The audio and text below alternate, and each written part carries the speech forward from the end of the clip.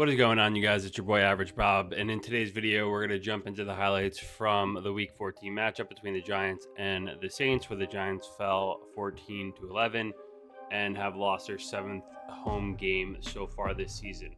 I'm going to let the highlights kind of roll through this. It's a 13-minute video. We don't really need to spend too much time breaking it down because at the end of the day, what really is there to say about this team? It's a complete dumpster fire mode. Only the Giants can, run these plays on 4th and 8 and get intentional groundings and holdings and shoot themselves in the foot continually. And very unimpressive game from Drew Lock. I think he started this one. I don't know why that just replayed, but he started this game 0 for 8.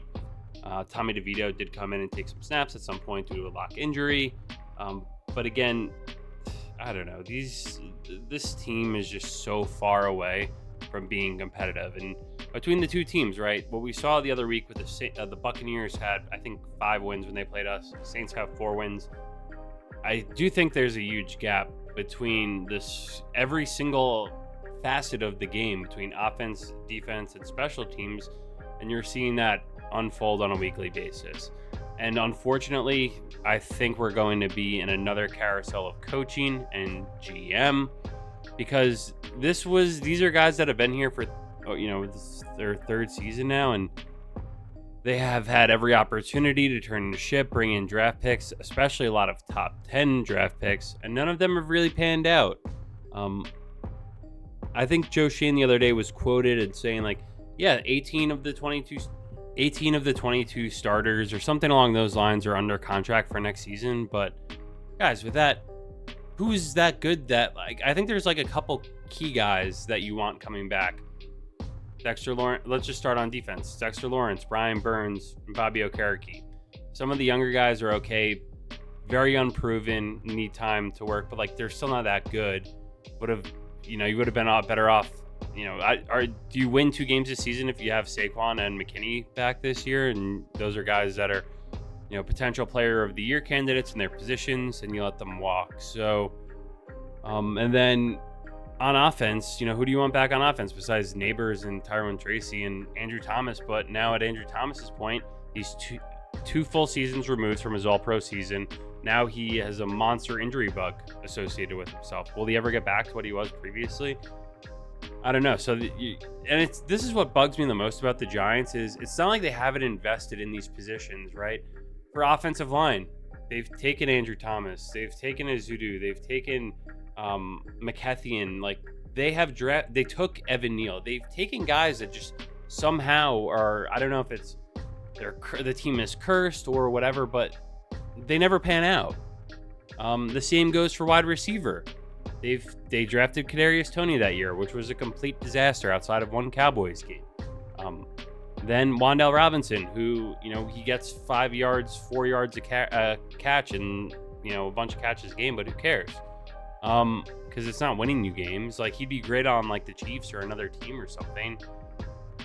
And then they trade up and go for Jalen Hyatt, who really hasn't done anything. He's not really playable. So they invested in offensive line. They invested in wide receivers. They drafted in cornerbacks. Cordell Flott. There's a fake. They barely get it. But Cordell Flott, Deontay Banks, and Drew Phillips, and there's guys that they've drafted, but they're also just not good. So it becomes this thing, right? Moving into the next season, do you guys trust Joe Schoen and Brian Daboll there to handle this team moving forward? Because they had every opportunity to figure out this year. They made a conscious decision to pay Daniel Jones and say, this is our quarterback. No one made them do that. They decided to do that. They also decided not to re-sign Saquon, let McKinney walk. And it looks like every move that you make, guys leave these teams and play better wherever they go.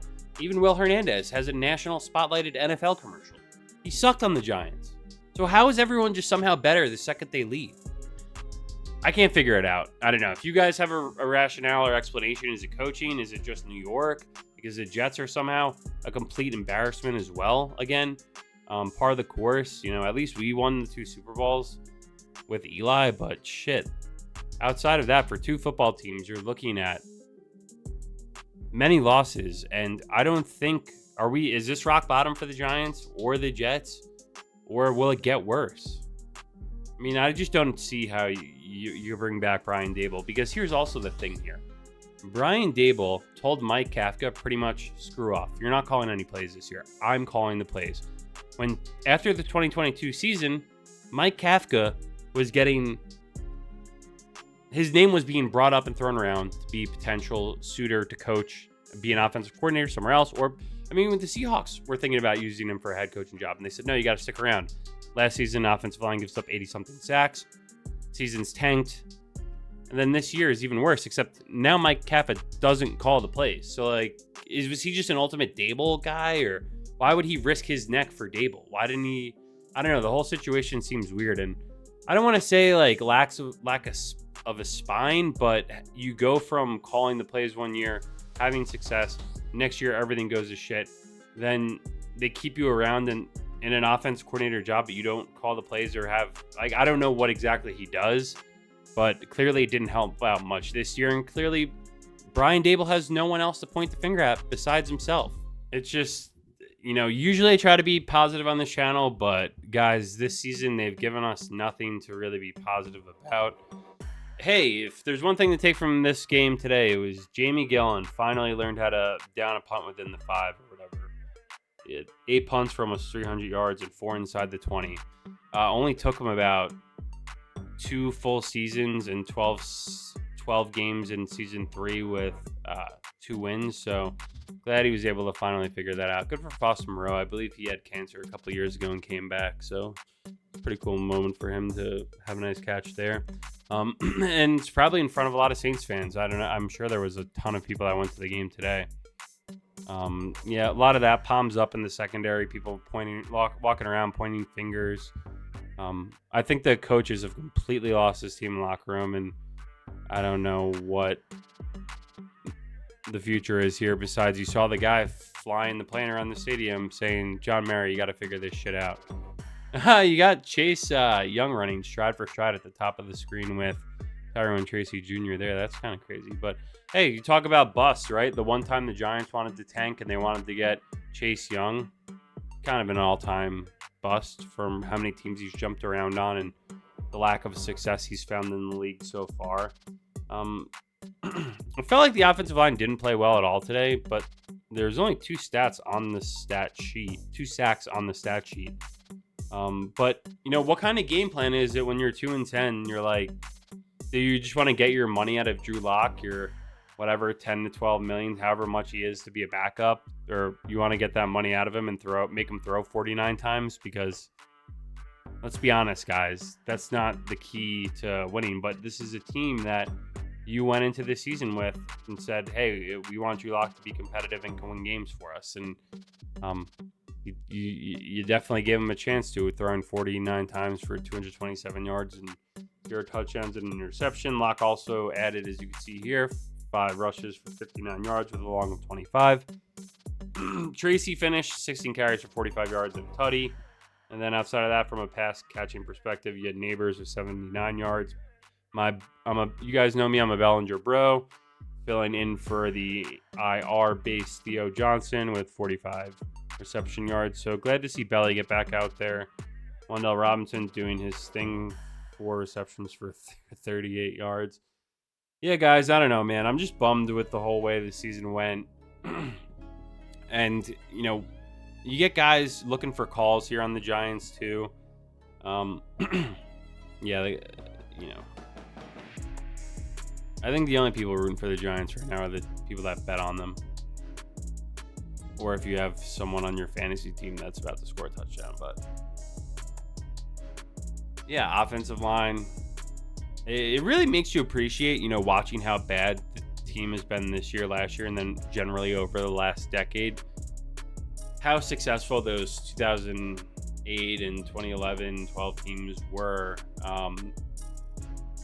How special they are from the front 7, the secondary, the wide receivers, and especially the offensive line and the running backs, and then Eli being one of our favorites ever. Because It just feels like so long ago at this point that we've had guys that we actually genuinely like as fans.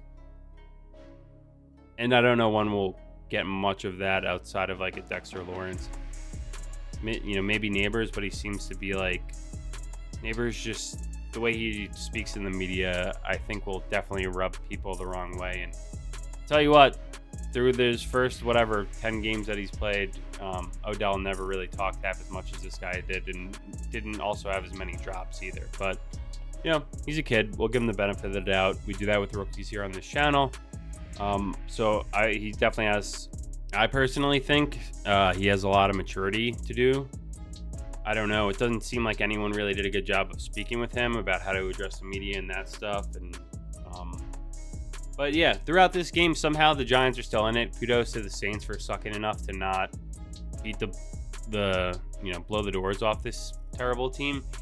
And then at the end, you have a chance to win with a field goal. And what bad teams do is they figure out ways to lose, and that's what the Giants do in this example.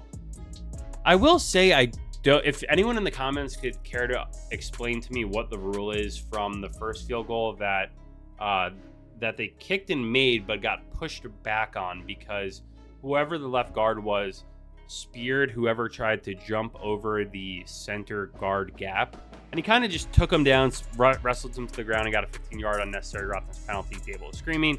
What I don't understand about that necessarily is, what are you supposed to do if you're on field goal or extra point PAT? You're just supposed to let the guy jump through? I don't really understand the logic there. Because not that I played, I don't know, I guess it feels like forever ago this time, but if someone were to do that and I'm sitting there, you either punch them in the stomach, or when they jump, you take their legs out. What that guy did, in my eyes, was 100% warranted, and what you should be doing to prevent that from happening, because they didn't do it later in the game, and it cost them time to go to overtime. And then maybe maybe the rules have changed, I'm not interpreting it the right way, but I thought what he did was completely fine. And then there's Drew Lock, keeping it alive with his legs on a 4th and 10. But I feel like we've seen a lot of bad teams and games throughout the years, but somehow this season we find ways to keep doing it. I mean, we have glimpses here and there, right? Sometimes we have good plays. Sometimes we have good drives. You get a false start here, pushes you back 5 yards. And then here you go. Brees just jumps right over. Like, why can't you crush it? Why can't you just crush his tummy? I don't know. So let me know what you guys think about what happened there. This game, the season. What do you want to see changed on or improved upon? It's been a really long year. I hope they really show the guys in the crowd with the. But I don't know, guys. Like 93's gotta not do that. I don't. How does they? The Saints made this look so easy twice that I'm kind of, and the Giants did it earlier in this year. I'm kind of like, why isn't this blocked all the time if that's all you have to do? I was really hoping that they would show the guys in the crowd, but see NFL's YouTube channel. They probably don't want to make too much of a mock. Oh, there they are. So there's our guys right there.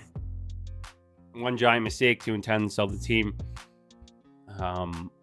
Yeah, let me know what you guys think. We still got a couple games left here between next weekend. The Ravens, oh my goodness gracious. You don't think they're going to come and try to beat the piss out of the Giants for beating them 2 years ago?